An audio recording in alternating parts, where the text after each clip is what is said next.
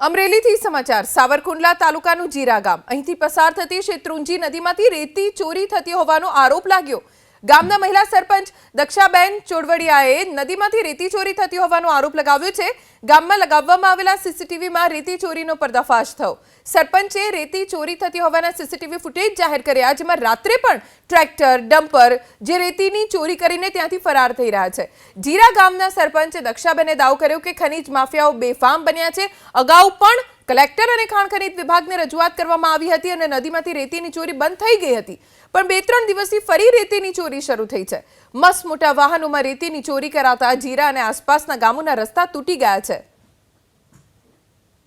અમારા ગામમાં શેત્રુંજી નદી આવેલી છે, તેમાં ખૂબ જ રેતી ચોરી થઈ રહેલી છે અને મેં અવારનવાર લેખિત મૌખિક રજૂઆત કરેલી છે સરકારશ્રીને, કલેક્ટર સાહેબને। ખાણ ખનીજ વિભાગમાં પણ કોઈ પગલાં લેવાતા નથી અને હમણાં થોડા દિવસ ત્યાં બંધ હતી, પણ આ 16-17 તારીખથી ચાલુ થઈ છે અને એ રાત્રિના ચાલુ છે।